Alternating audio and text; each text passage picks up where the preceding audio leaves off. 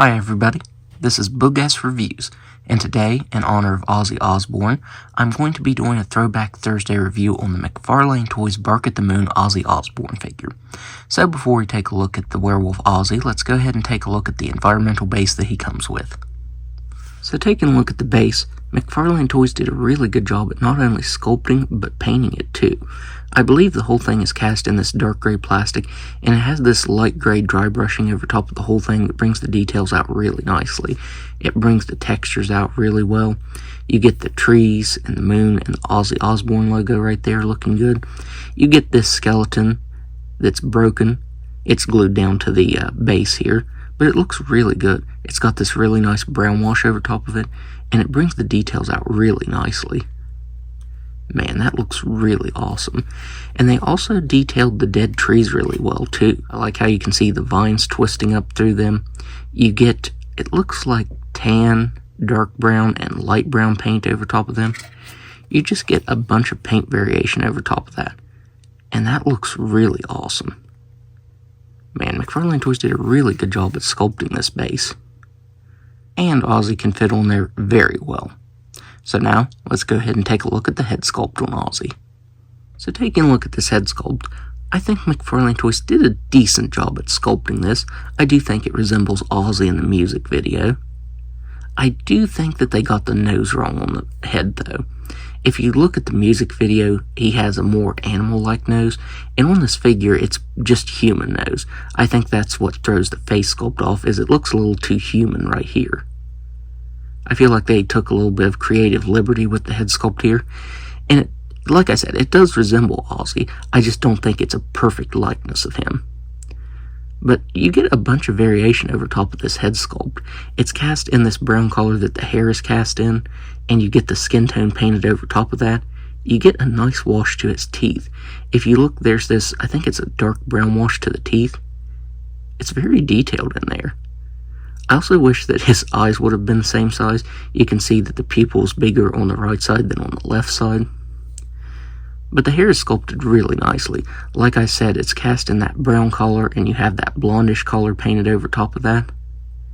And that looks really good. The way it drapes, that looks pretty realistic, I think. I do find it odd that McFarlane Toys cast this whole figure in brown, and then they painted the skin tone over top of that, the fur, and any variation. I do find that a bit odd. I feel like they could have just cast in skin tone and painted the details over top of that. I don't know, I do feel like it's odd that they did that. I do think the fur on the figure sculpted really nicely though. Like here on the chest you get some variation as it fades into his skin. I think that looks pretty good. I definitely wish they would have done a wash like right here on his bicep to the inside of his arms, because you can see that his arms are very pale compared to the rest of him. They did this heavy wash over top of him. So it would have been cool if they would have painted the inside of the arms like the rest of the figure here. I just realized though that they sculpted veins running down his arms. That looks pretty good. The sculpt of the fur, the way it's laying, looks really good. Since this is an older McFarlane figure, it is meant to be posed a specific way. That way the sculpt does flow correctly. You get a bunch of details here on the hands, like the textures and the veins, and the really long claws. Those especially look good. They have some nice variation to them. You can see how the skin tone fades into like this blackish color down towards the nails. And that looks pretty cool.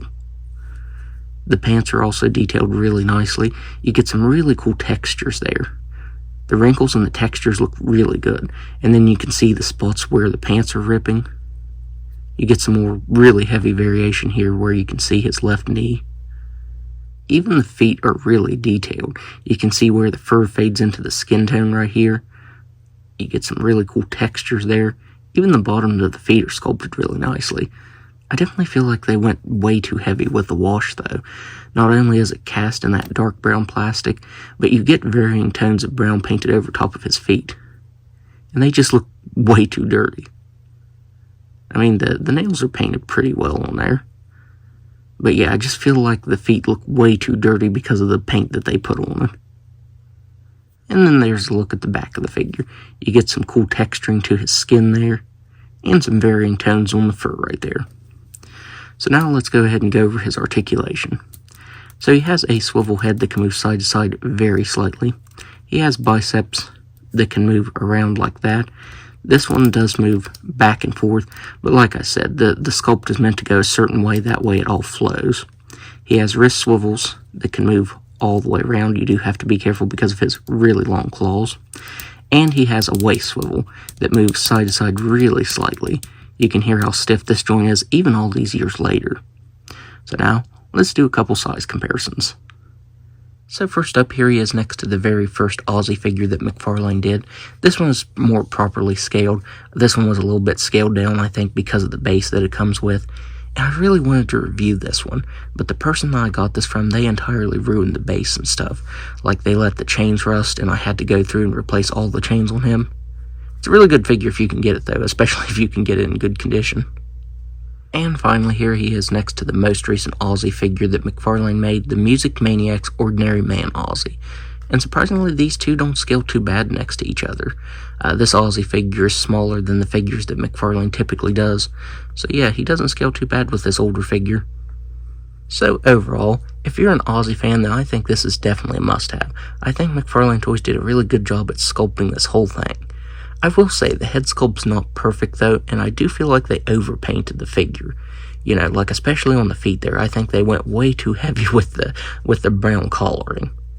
But other than that, I do think it's pretty cool. I think this is one of the coolest Ozzy music videos that has some really awesome practical effects to it. I think the design for Werewolf Ozzy is really cool, and McFarlane Toys captured that for the most part. So, that's my review. If you like this review, be sure to hit the like button and subscribe to my channel. Thanks for watching.